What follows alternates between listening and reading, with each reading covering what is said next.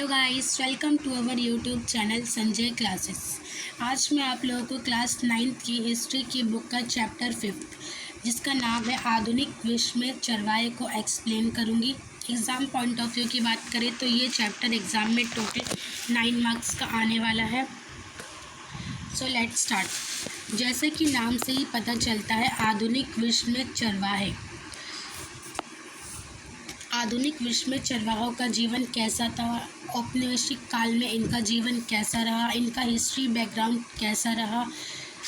अब इसके बाद हम एक एक करके पहले भारत के चरवाहों का जीवन के बारे में पढ़ेंगे, उसके बाद अफ्रीका के चरवाहों का जीवन कैसा रहा उसके बारे में पढ़ेंगे। So let's start. तो सबसे पहले जो हमारा बेसिक कॉन्सेप्ट बनता है चरवाहे, तो सबसे पहले हम ये जान लेते हैं कि चरवाहे होता क्या है, इनका बैकग्राउंड क्या था, ये कहाँ से आए। अगर एग्ज़ाम में चरवाहे या घुमंतू दोनों में से कोई भी शब्द आ जाए तो कंफ्यूज होने की ज़रूरत नहीं है, क्योंकि चरवाहे और घुमंतू दोनों एक ही शब्द है। दोनों का आंसर एक ही लिखना होगा। वह लोग जो अपने मवेशियों, अब मवेशियों का मतलब जानवर के साथ एक जगह से दूसरी जगह जाते हैं, उन्हें चरवाहे कहते हैं। घुमंतू ऐसे लोगों को कहा जाता है जो एक स्थान से दूसरे स्थान पर जाते हैं। वो एक स्थान पर नहीं टिकते, वो अपने आजीविका की तलाश में एक स्थान से दूसरे स्थान पर घूमते रहते हैं। अब जैसे हम लोग हैं, हम लोग एक ही स्थान पर रहते हैं। जैसे हम लोग अब दिल्ली में रहते हैं, यहीं पर कमाते हैं, यहीं पर खाते हैं, तो ये हमारा परमानेंट हो जाता है, तो हम यहीं के निवासी बन जाते हैं। लेकिन चरवाहों का ऐसा नहीं है, या हम कहें कि घुमंतू समुदाय का ऐसा नहीं है। वो एक स्थान पर नहीं टिकते, वो हमेशा एक स्थान से दूसरे स्थान तक अपने जानवरों के साथ झुंड में घूमते रहते हैं। जैसे ये एक जगह, ये दूसरी जगह। अब ये घुमंतू या चरवाहे एक स्थान से दूसरे स्थान तक आजीविका के लिए तलाश में आते जाते रहते हैं। घुमंतू चरवाहे अपने मवेशियों, अब जानवर, वो अपने जानवरों के साथ घूमते हैं। ये नहीं कि वो एक दो जानवर के साथ घूमते हैं, उनका पूरा झुंड होता है।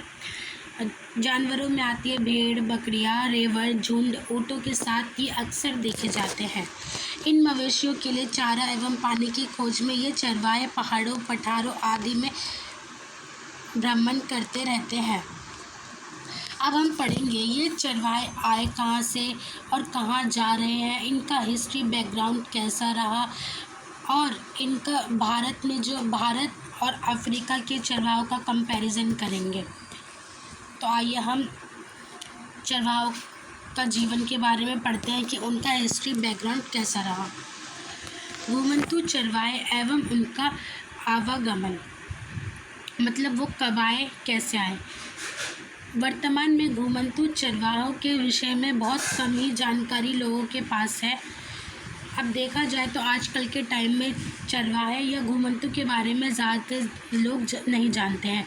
उनको ये भी नहीं पता होता चरवाहे होता क्या है, और ज़्यादा किताबों में भी इनके बारे में ज़्यादा जानकारी नहीं दी गई है। किंतु समाज में चरवाहों का बहुत अधिक महत्व है। किताबों में देखा जाए तो इनके बारे में ज़्यादा नहीं बताया गया, लेकिन जो हमारी सोसाइटी है उसमें उनका बहुत महत्व है। भारत एवं अफ्रीका जैसे देशों में ये चरवाहे पहाड़ों एवं रेगिस्तान में होते हैं। अब क्वेश्चन बनता है ये चरवाहे रहते कहाँ हैं, तो ज़्यादातर चरवाहे पहाड़ों और रेगिस्तान जैसे इलाकों में रहते हैं। इसके बाद हम पढ़ेंगे कि औपनिवेशिक काल में चरवाहों के जो लाइफ पर क्या इफ़ेक्ट पड़ा। सबसे पहले हम जान लेते हैं पहाड़ी चरवाहे क्या होता है। तो जो हमने चरवाहे पढ़ा, और अगर पहाड़ी चरवाहे लग जाए तो बस यही कि पहाड़ी क्षेत्रों में जो चरवाहे रहते हैं उसे पहाड़ी चरवाहे कहते हैं। पहाड़ी क्षेत्रों में अपने जानवरों के साथ आजीविका के लिए एक स्थान से दूसरे स्थान तक आते जाते हैं। पहाड़ी चरवाहों के प्रकार निम्न 3 प्रकार है। पहला है गुज्जर बकरवाल, दूसरा गद्दी चरवाहे, तीसरा गोला, कुरुमा और कुरुमा समुदाय। तो पहले हम गुज्जर बकरवाल के बारे में पढ़ लेते हैं। जम्मू कश्मीर का गुज्जर बकरवाल समुदाय 19वीं शताब्दी में अपनी भेड़ एवं बकरियों के लिए चरागाहों की खोज में यहाँ आया तथा कुछ समय बाद वह यहीं बस गया। अब 19वीं शताब्दी मतलब क्या होता है? 19वीं शताब्दी का मतलब 1801 से लेकर के 1900 तक का जो होता है उसे 19वीं शताब्दी कहते हैं। जो गुज्जर बकरवाल है ये जम्मू कश्मीर के हैं और गुज्जर बकरवाल 19वीं शताब्दी में ये अपने जानवरों के साथ जम्मू कश्मीर में अपने जानवरों को लेकर आए। गुज्जर बकरवाल जम्मू कश्मीर में आकर ही बस गए। वो एक बार जो जम्मू कश्मीर में 19वीं शताब्दी में आए फिर वो यहीं बस गए। और जब ठंड होती है सर्दियों में ये ऊंचे पर्वत बर्फ़ से ढके होते हैं, तो इस समुदाय के लोग अपनी पशुओं के झुंड के साथ शिवालिक के निचले पहाड़ियों में रहने के लिए आ जाते हैं। अब जम्मू कश्मीर तो ठंडा इलाका है, तो ये जानवरों को वहाँ पर बहुत ठंड लगती है। तो सर्दियों की मौसम में पहाड़ी चरवाहे सर्दियों की मौसम जब सर्दी पड़ती है तो वो नीचे आ जाते हैं रहने के लिए, और जब गर्मी पड़ती है तो वो पहाड़ के ऊपरी इलाकों में चले जाते हैं रहने के लिए। सर्दियों में यहाँ मिलने वाली सूखी झाड़ियाँ ही उनके पशुओं के लिए चारा बनती है। वे पीर पंजाल के दर्रों को पार करते हुए जम्मू कश्मीर की घाटी में प्रवेश करते हैं। पीर पंजाल के दर्रों क्या होता है ये हम जान लेते हैं। जैसे ये हमारा पहाड़ है, इसके नीचे जो ज़िगज़ैग रास्ता है इसको हम पीर पंजाल रास्ता कहते हैं। इसी के ज़रिए से चरवाहे ऊपर जाते हैं और नीचे आते हैं। जब गर्मियों में जमी हुई बर्फ़ पिघल जाती है और चारों तरफ हरियाली छा जाती है तब ये लोग दोबारा ऊंची पहाड़ियों की ओर जाने की तैयारी शुरू कर देते हैं। अब जैसे जब गर्मियों का मौसम आया और ये बर्फ़ पिघलने लगती है और गर्मी आने लगती है, हरियाली छा जाती है, तो ये चरवाहे नीचे से ऊपर की ओर जाने लगते हैं अपने जानवरों झुंड के साथ। इस समय उगने वाली अंकुरित घास पशुओं को पौष्टिक चारा प्रदान करती है। अब चरवाहों का क्या काम होता है? अगर उनको चरवाहों का काम होता है अगर उनको इस जगह पर अपने पशुओं के लिए पौष्टिक भोजन नहीं मिला तो वो इस जगह पर आ जाते हैं, और इस जगह पर नहीं मिला तो वो इस जगह पर आ जाते हैं। तो वो ऐसे ही करते हैं। अब हम पढ़ेंगे सेकंड, जिसका नाम है गद्दी चरवाहे। अगर एग्ज़ाम में इन तीनों में से कोई भी चरवाहों के बारे में आ जाए तो बस नाम बदल करके पूरा यही लिख देना, आंसर पूरा ठीक होगा, कॉन्सेप्ट बस क्लियर होना चाहिए। तो आइए अब हम पढ़ लेते हैं गद्दी चरवाहे। गद्दी चरवाहे हिमाचल प्रदेश के घुमंतू चरवाहे हैं। गद्दी चरवाहे कहाँ के रहने वाले हैं? हिमाचल प्रदेश के। ये चरवाहे भी गुज्जर बकरवाल की भांति के जैसे ही मौसम के साथ साथ अपना स्थान बदलते रहते हैं। जैसे गुज्जर बकरवाल का चरवाहे थे वैसे ही गद्दी चरवाहे भी जब ठंडी पड़ती है तो ये पहाड़ के नीचे वाले इलाकों में आ जाते हैं, और जब गर्मी पड़ती है तो ये पहाड़ से ऊपर वाले इलाके में चले जाते हैं, यहाँ पे सर्दी पड़ती है। ये चरवाहे भी गुज्जर बकरवाल के जैसे ही मौसम के साथ साथ अपने स्थान बदलते हैं। सर्दियों में गद्दी चरवाहे अपने पशुओं के झुंड को शिवालिक की निचली पहाड़ियों के जंगलों में उगने वाली झाड़ियों में चराते हैं। ये रास्ते में कुछ समय रुककर अपनी भेड़ों की ऊन उतरवाते थे। ऊन काटने से पहले भेड़ों को अच्छी तरह से साफ कर दिया जाता है।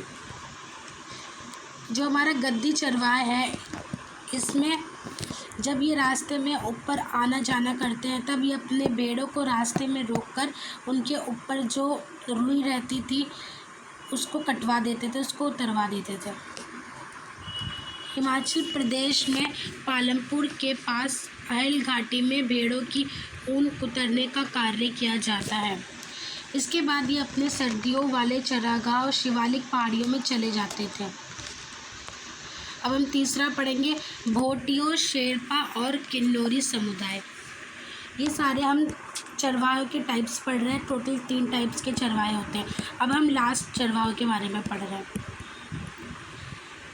हिमाचल के पर्वतीय क्षेत्र के कुछ समुदाय जैसे भोटिया, शेरपा और किन्नौरी समुदाय भी चरागाह के लिए गर्मियों और सर्दियों में स्थान बदलते हैं। जैसे हमने ये दोनों चरवाहों के बारे में पढ़ा कि वो अपने भोजन पानी के लिए स्थान बदलते रहते हैं गर्मी और सर्दी के अकॉर्डिंग, वैसे ही ये वाले चरवाहे भी गर्मी और सर्दी के मौसम के अनुसार अपना स्थान बदलते रहते हैं। ये चरवाहे मौसम के अनुसार स्वयं को ढालते थे और उपलब्ध चरागाहों को उचित रूप से उपयोग करते थे। पहले ये चरवाहे जैसे मौसम में बदलाव आता था तो उस मौसम के अनुसार अपने आप को बदलाव कर लेते थे, लेकिन अब ये ऐसा नहीं करते हैं। ये जब सर्दी पड़ती है तो ये पहाड़ के नीचे वाले इलाकों में आ जाते हैं और जब गर्मी के ऊपर वाले इलाके में चले जाते हैं। जब एक स्थान के चरागाह की हरियाली खत्म हो जाती थी या वह पशुओं के खाने के योग्य नहीं रहती, तब वे अपने पशुओं के साथ किसी दूसरे स्थान की ओर चले जाते थे। अब जब एक स्थान पर हरियाली नहीं रहेगी, पशुओं को चारा नहीं मिलेगा, तो वो दूसरे स्थान पर चले जाएंगे। इससे चरागाह का अधिक से अधिक दोहन नहीं होता तथा इसमें पुनः हरियाली लौट जाती है।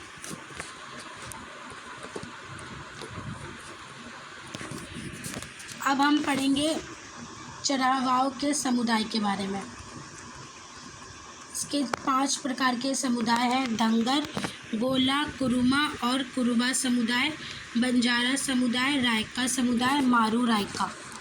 सबसे पहले हम पढ़ेंगे धंगर समुदाय। अब ये जान लेते हैं धंगर समुदाय क्या होता है। धंगर समुदाय महाराष्ट्र का महत्वपूर्ण चरवाहा समुदाय है। मतलब जो धंगर समुदाय है वो कहाँ के हैं? महाराष्ट्र के हैं। 20वीं सदी में इनकी आबादी लगभग 4,67,000 थी। इनमें से अधिकतर चरवाहे गडरियों होते थे जो कंबल एवं चादरें बनाते थे, जबकि इनमें से कुछ भैंसें भी पालते थे। मानसून के समय मध्य पठार धंगरों के पशुओं के लिए विशाल चरागाह बन जाते थे। सेकंड, गोला, कुरुमा और कुरुमा समुदाय। गोला, कुरुमा और कुरुबा कर्नाटक के सूखे मध्य पठार और आंध्र प्रदेश के महत्वपूर्ण चरवाहा समुदाय थे। ये गोला समुदाय के लोग मुख्यतः गाय भैंस पालते थे, जबकि कुरुमा और कुरुबा समुदाय के लोग भेड़ बकरियों को पालते थे और कंबल बेचते थे। ये भेड़ बकरियों को पालते थे और कंबल बेचते थे। इस तरह वो अपना जीवन व्यतीत करते थे। ये लोग जंगलों और छोटे छोटे खेतों के आसपास रहते थे। जो ये वाला समुदाय है ये जंगल और जो छोटे छोटे खेत थे उनके आसपास रहते थे। पहाड़ी चरवाहों के विपरीत इनका पलायन सर्दी एवं गर्मी से नहीं बल्कि सूखे एवं मौसम से निर्धारित होता था। अगर सूखा पड़ जाता था तो वो उस अकॉर्डिंग अपना जगह चेंज करते थे और मौसम में अगर कोई बदलाव आता था तो उस अकॉर्डिंग अपना जगह चेंज कर लेते थे। थर्ड, जिसका नाम है बंजारा समुदाय। बंजारा समुदाय के लोग मुख्यतः उत्तर प्रदेश, पंजाब, मध्य प्रदेश और महाराष्ट्र के कई क्षेत्रों में निवास करते थे। बंजारा समुदाय कहाँ के थे? उत्तर प्रदेश, पंजाब, मध्य प्रदेश और महाराष्ट्र में निवास करते थे। अपने पशुओं के लिए अच्छे चरागाह की खोज में ये लोग बहुत दूर तक की यात्रा करते थे। अब कोई भी चरागाह यही सोचेगा कि मेरे जानवर को अच्छा से अच्छा चारा मिल सके, तो वो अपने जानवर के लिए अच्छा से अच्छा चारा के लिए एक स्थान से दूसरे स्थान तक बहुत दूर दूर तक यात्रा करते थे। गांव वाले से अनाज एवं चारे के बदले में ये खेत जोतने वाले जानवर और दूसरी वस्तुएं बेचते थे। अब ये जानवरों के झुंड के साथ एक स्थान से दूसरे स्थान पर जब जाते थे तो इनको और भी चीज़ों की ज़रूरत पड़ती थी, तो अपना जानवर के बदले वो किसी से खेत ले लेते थे, किसी से गेहूँ ले लेते थे। इस तरह वो अपना जीवन बिताते थे और अपना पैसे कमाते थे। फोर्थ, रायका समुदाय। इस समुदाय के लोग राजस्थान के रेगिस्तानी क्षेत्रों में निवास करते थे। ये समुदाय कहाँ पर निवास करते थे? राजस्थान में। वर्ष 1947 से पहले ये सिंध की ओर पलायन करते थे और अपने पशुओं को सिंधु नदी के किनारे चराते थे। 1947 पता ही होगा, जब इंडिया आज़ाद देश बना एक, उससे पहले ये लोग सिंधु की ओर पलायन करते थे। लेकिन 1947 के बाद हिंदुस्तान और पाकिस्तान दोनों अलग अलग देश हो गए, तो वो सिंधु नदी की तरफ नहीं जाते। यह समुदाय जिस क्षेत्र में रहता था वहाँ वर्षा बहुत कम होती थी और वर्षा का समय निश्चित भी नहीं था, जिसके कारण इस समुदाय ने कृषि के साथ साथ पशुचारण भी प्रारंभ कर दिया। फिफ्थ, मारू रायका। रायकाओं के एक समुदाय को मारू रायका कहा जाता है। मारू रायका जो हमने ऊपर पढ़ा, रायका इसका ही एक समुदाय है जिसे मारू रायका कहते हैं। इस समुदाय के लोग राजस्थान में जैसलमेर के निकट थार रेगिस्तान में निवास करते थे। इनका एक वर्ग ऊँट पालता और दूसरा वर्ग भेड़ बकरियां पालते थे। मारू रायका ऊँटों को प्रशिक्षण देने की विशेषता को दर्शाता है। मारू रायका जो समुदाय था वो ऊँटों को, जब ऊँटों की रेस होती थी उसमें ट्रेनिंग भी देते थे। चरवाहों की आवाजाही के मुख्य तत्व। अब हम पढ़ेंगे कि जो चरवाहा समुदाय होता था ये कौन कौन से तत्व आवश्यक थे। चरवाहा समुदाय को यह ध्यान रखना पड़ता था कि उनके पशु एक क्षेत्र में कितने दिन तक रह सकते हैं और उन्हें कहाँ पानी और कहाँ अच्छा चरागाह मिल सकता है। चरवाहा जो समुदाय था वो यह ध्यान में रखता था कि मेरे जानवरों को कौन से क्षेत्र में, कौन से इलाके में अच्छा पौष्टिक भोजन मिलेगा, पानी मिलेगा। वो वहाँ पर ज़्यादा दिन तक रहते थे और जहाँ पर उनको अच्छा पानी भोजन नहीं मिलता था वो अपना स्थान बदल लेते थे। यात्रा के समय उन्हें कृषकों से मित्रता करनी पड़ती थी जिससे उनके जानवर कृषकों के खेतों में घास चर सके एवं उनको उपजाऊ बनाते चले। अपनी जीविका के लिए ये बहुत सारे कार्य करते थे, जैसे खेती, व्यापार और चरवाही। जो चरवाहा समुदाय होता था वो सिर्फ अपने जानवरों को चराता ही नहीं था, वो और भी दूसरे काम करता था, जैसे खेती, व्यापार। अब हम पढ़ेंगे औपनिवेशिक शासन और चरवाहों का जीवन। जो चरवाहे थे औपनिवेशिक शासन में उन पर क्या प्रभाव पड़ा और उनमें क्या क्या बदलाव हुए, वह कैसे रहते थे औपनिवेशिक शासन के आने के बाद। तो आइए अब हम सबसे पहले हम ये जान लेते हैं कि औपनिवेशिक शासन का मतलब क्या होता है। इस शब्द का मतलब पहले समझना होगा, तभी हम आगे का चीज़ों को, कॉन्सेप्ट को क्लियर कर पाएंगे। जैसे कि पता ही होगा कि भारत पर इंग्लैंड के लोगों ने बहुत सालों तक कब्ज़ा कर रखा था। तो जो इंग्लैंड के लोग थे उन्होंने हमारे ऊपर कब्ज़ा कर रखा था और हम उनके उपनिवेश थे। उनका शासन चला था भारत में बहुत सालों तक। औपनिवेशिक सरकार ने चरवाहों के लिए अलग अलग तरह के कानून बनाए। चरवाहों की चरागाह भूमि सिमटने लगी, इनसे उच्च लगान वसूल किया जाने लगा और खेती में इनका हिस्सा घटने लगा।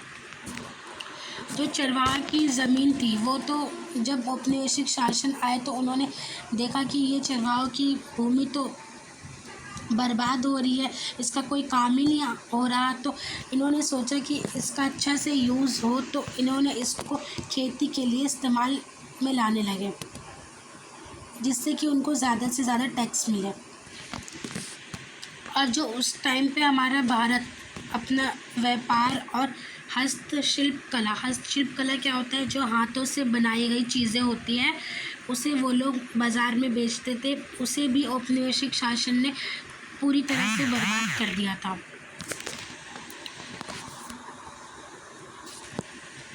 चरागाहों से संबंधित वन कानून। अब जब औपनिवेशिक शासन आई तो उन्होंने चरागाहों के लिए कौन कौन से एक्ट बनाए और क्या क्या उन्होंने ऐसा किया जिनसे उनके जीवन पर प्रभाव पड़ा। औपनिवेशिक शासन को यह विश्वास था कि वह चरागाह भूमि जिस पर खेती नहीं की जा रही हो वह बेकार भूमि है।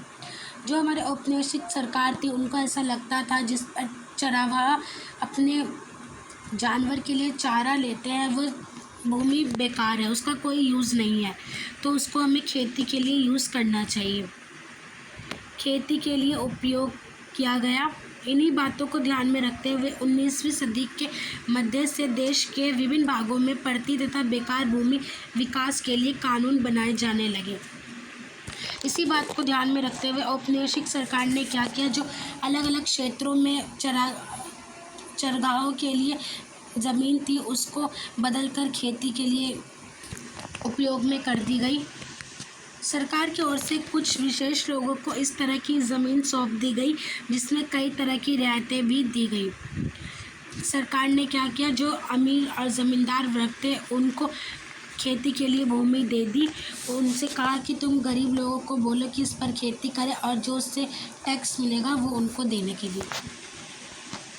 इनमें से कुछ लोगों को गांव का मुखिया बना दिया गया। ब्रिटिश सरकार द्वारा वन अधिनियम फॉरेस्ट एक्ट ने चरवाहों के जीवन को कैसे बदल दिया।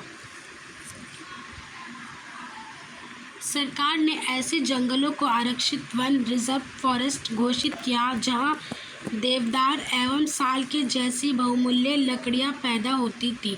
आरक्षित वनों में किसी भी प्रकार की चरगाई गतिविधि की अनुमति नहीं थी और संरक्षित वनों में चरवाहों के घुसने पर रोक लगा दी गई। सरकार ने क्या किया, जो हमारे जंगल थे उसको आरक्षित कर दिया।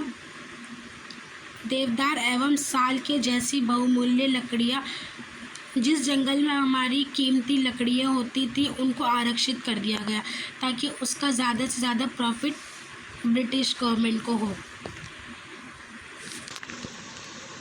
तो हमने ये पढ़ लिया कि औपनिवेशिक शासन का कैसे प्रभाव पड़ा। अब आगे हम ये पढ़ेंगे औपनिवेशिक काल में हुए बदलावों का घुमंतू चरवाहों पर प्रभाव। ये तो हमने पढ़ लिया कि उनके आने से क्या क्या हुआ। अब ये पढ़ेंगे कि चरवाहों के जीवन में क्या क्या प्रभाव पड़े। सबसे पहले तो ये कि जो उनकी ज़मीन थी वो सरकार ने कब्ज़ा कर लिया और कहा कि अब इस भूमि पर पशु नहीं चराना है, यहाँ खेती करना है। तो इस तरह से उनकी ज़मीन ले ली गई और जो उनके चरवाहे थे वो भूखे मरते थे क्योंकि उनको वहाँ पे चरने के लिए मना कर दिया गया था। और मना इसलिए किया गया था ताकि वहाँ उस ज़मीन पर खेती हो जिसका ज़्यादा से ज़्यादा प्रॉफिट औपनिवेशिक सरकार को हो। इससे क्या होने लगा, चरवाहे थे अब स्वतंत्र रूप से अपने जानवरों को किसी भूमि पर चराने के लिए नहीं ले जा सकते थे। जैसे वो औपनिवेशिक शासन से पहले अपने जानवरों को एक स्थान से दूसरे स्थान तक ले जाते थे इजीली बिना किसी रेस्ट्रिक्शन के। और जब से औपनिवेशिक गवर्नमेंट आई तो उन्होंने कहा कि तुम इस भूमि पर सिर्फ खेती होगी, इस भूमि पर तुम अपने पशुओं को नहीं चरा सकते। अब हम पढ़ेंगे अफ्रीका में चरवाहे का जीवन। अफ्रीका में चरवाहे कैसे अपना जीवन बिताते थे, उनका क्या प्रभाव पड़ा, इसको हमें ज़्यादा डिटेल में पढ़ने की ज़रूरत नहीं है क्योंकि जैसे जैसे हमने इस भारत में चरवाहों के जीवन के बारे में पढ़ा वैसे ही अफ्रीका के चरवाहों का भी जीवन रहा, बस उनका टाइप्स और उनके नाम में चेंज आया। और फिर उसके बाद हम पढ़ेंगे अफ्रीका में औपनिवेशिक शासन आने के बाद उनके चरवाहों का जीवन कैसा रहा। तो आइए हम जान लेते हैं अफ्रीका में चरवाहों का जीवन। अफ्रीका, जहाँ विश्व के चरवाहों की लगभग अधिक से अधिक पॉपुलेशन निवास करती है। अभी भी अफ्रीका में ज़्यादा से ज़्यादा लोग चरवाह ही करते हैं। अफ्रीका के कुछ प्रमुख समुदाय हैं। जो अफ्रीका के चरवाहे हैं उनके समुदाय का नाम वो 4-6-7 प्रकार की है। सबसे पहला बेदुइनस, मसाई, बर्बोस, सोमाली, बारान, कोर्स, तुर्काना। ये जितनी भी है ये अफ्रीका की चरवाहों के समुदाय के नाम है। इनमें से अधिकांश चरवाहे अर्धशुष्क घास के मैदानों या सूखे रेगिस्तानी में रहते हैं जहाँ खेती करना मुश्किल है। इनमें से जो ज़्यादा चरगाह है वो मैदानी तथा सूखे रेगिस्तान वाले इलाके में रहते हैं जहाँ खेती करना मुश्किल है। कुछ व्यापार तथा यातायात संबंधी कार्य भी करते हैं। ऐसा नहीं है कि अफ्रीका के ज़्यादा सभी लोग चरागाह का ही काम करते हैं, वो चरागाह वाले समुदाय हैं। कुछ समुदाय अपना बिजनेस, अपना यातायात वाला भी कार्य करते हैं। अभी हमने भारत का पढ़ा। भारत की तरह अफ्रीका में भी औपनिवेशिक शासन का प्रभाव पड़ा। इसी तरह पड़ा जिस तरह भारत में आने से उनको खेती नहीं दी जाती थी, उनको खेती सिर्फ भूमि के लिए मिलती थी। जो हमने भारत में चरवाहों के बारे में पढ़ा, वही सब अफ्रीका में भी आएगा। आगे हमारे एनसीईआरटी के क्वेश्चंस है, एमसीक्यूज़ है। तो आप पीडीएफ में हमारे app Sanjay classes app download कर लें, तो आपको ये पूरा पीडीएफ मिल जाएगा। Thank you.